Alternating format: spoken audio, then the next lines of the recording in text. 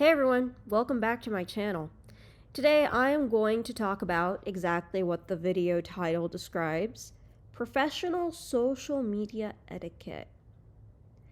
The past couple of weeks I've scheduled about 115, 120 calls. And out of those 120 calls, I've had about 15% of those calls be no-shows. This inspired me to create this video, in that how to maintain your social media etiquette, especially on LinkedIn. Because clearly I haven't cracked the Facebook, TikTok, Instagram, everything that the Gen Z's been using these days. I haven't cracked that code yet, but I'm getting onto LinkedIn, I think. Before we get to the content, please be sure to like this video, subscribe so you can get more content in oil and gas and professional development topics, and please be sure to comment on the video below so I can incorporate your feedback into future videos. Please be sure to hit that notification bell when you do subscribe, because I upload whenever I want. Well, let's get to the content. Okay, this is another video where I'm not doing a jump cut, going straight right to it, and another stream of consciousness. The first thing I'll talk about as far as maintaining professional social media etiquette, especially on LinkedIn, is do not, and I repeat, do not immediately message a new connection asking for job vacancies, especially within their own company. Now, I know I posted something on LinkedIn saying that if you are open to work, let me help you find a job in the oil and gas industry, but that is beside the point. If this is an unsolicited message that you're going to send asking for job vacancies, that is something that a relationship has not been established. I will not answer to those inquiries in providing you a job vacancy or helping you get a job if I did not solicit those inquiries to begin with. However, what I will say is that should you want to explain your situation, do that. Because usually the first questions I ask whenever someone is asking me for a job is, what exactly have you done during your job search? Mention in your cover letter, your story, that you have done some sort of job application process, you have gone through interviews. But one thing I also like to hear is, how much networking have you done?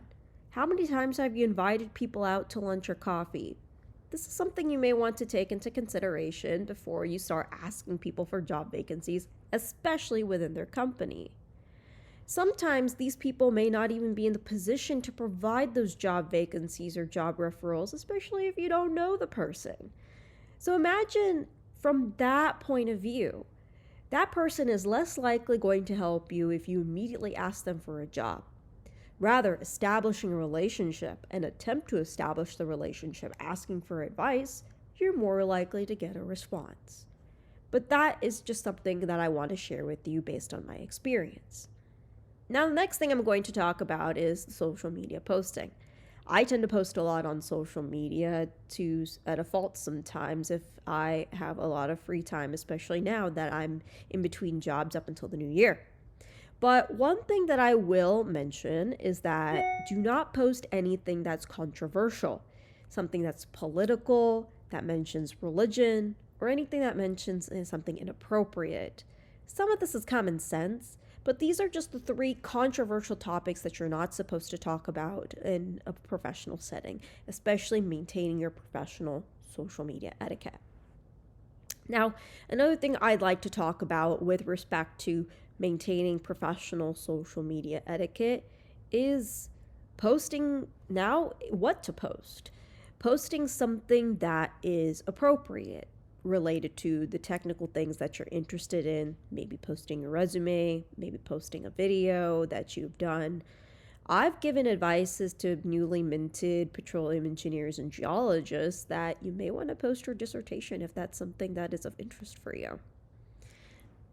Just giving you ideas as far as how you can maintain your professional social media etiquette, not coming off as too abrasive and not coming off as too controversial to the point where people don't hear you out.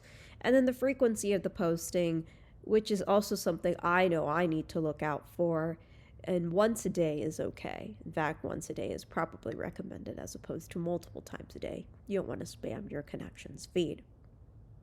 Now, that's all I wanted to say as far as maintaining professional social etiquette.